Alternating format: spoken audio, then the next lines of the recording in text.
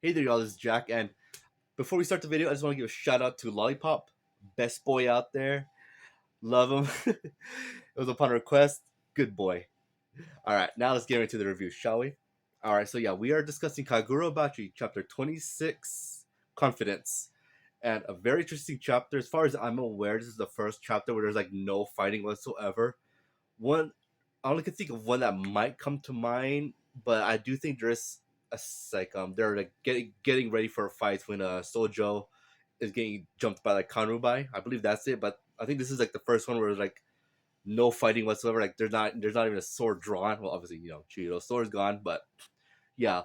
Let's just dive right in, shall we? Because this is all right before the auction. So again, very hype. If it's anything like actually the only other anime auction I could think of is Hunter x Hunter. So if there's any more, my apologies.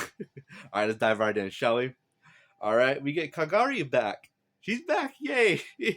She still has the bandages on her head, of course, because she took on Chiyo's sword, the blood edge, just to prove a point, which I get. And we got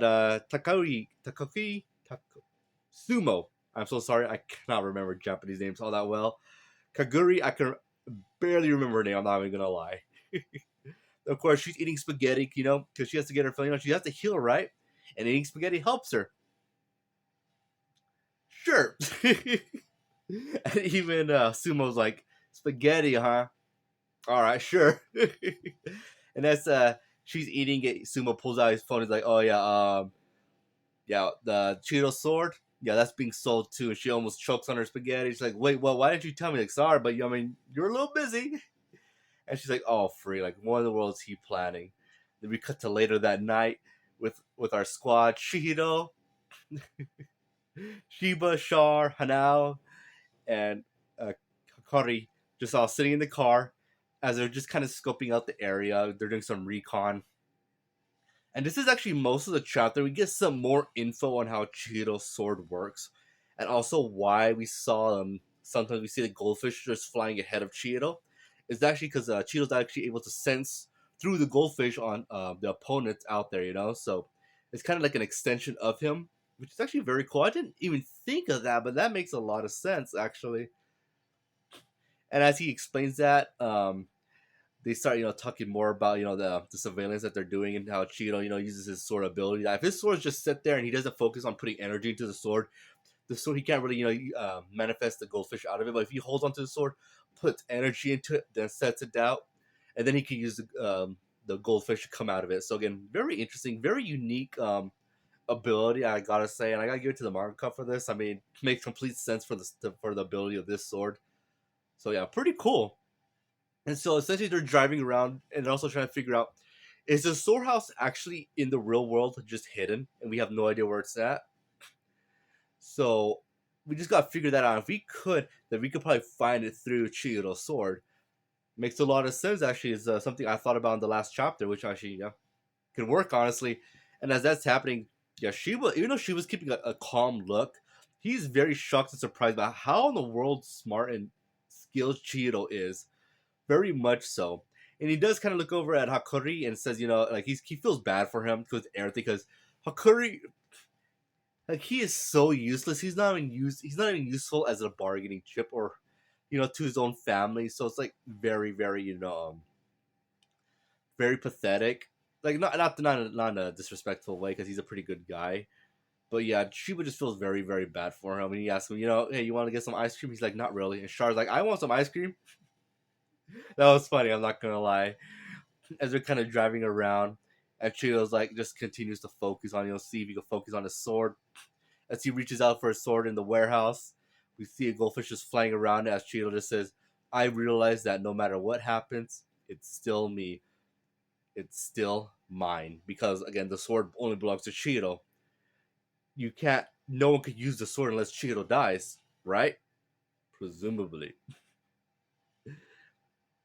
And as that's happening, Chiyo senses Kiora in the warehouse as he's looking at the other sacred blade, and he kind of turns around. He thought he noticed something coming from Chihiro's sword as he walks up to it. As he's like, I thought I saw something around it. Chihiro Rokura. I can't imagine you gave this up without a plan. At the very least, it wasn't hopelessness I saw in your eyes.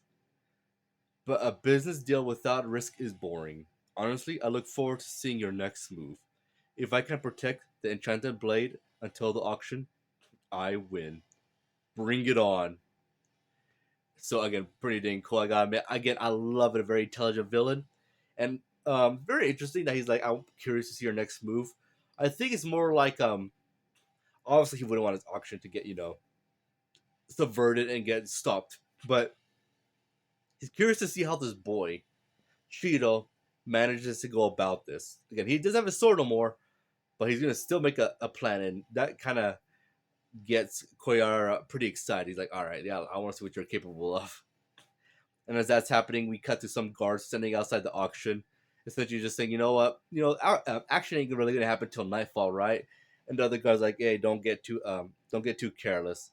No, there's two swords in this auction, sacred swords, and so anything can happen at this moment. So you better keep an eye out."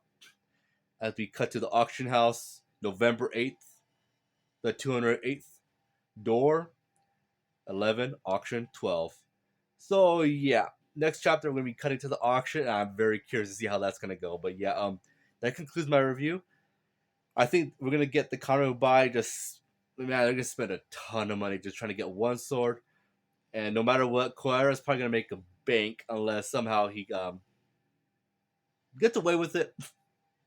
Most likely not though. I think Cheeto's gonna try. Well, because again, the swords they see here are just images, right? It's not like the legit thing until later on, until they're after they're bought, right? So I think the best bet is probably gonna have the Kanobai capture Kiora.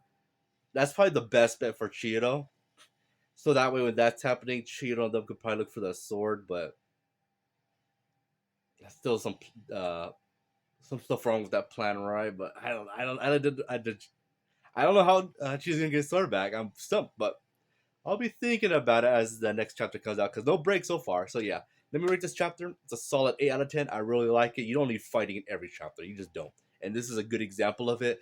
We got more uh, explanation on how Cheeto's sword works. So again, that's always appreciated, and how the abilities work, and how actually calm and smart Cheeto is, and how smart our villain is. So again, very very cool. I love stuff like that. And yeah, that concludes my review. Hope you guys have a great day. Take care. Later.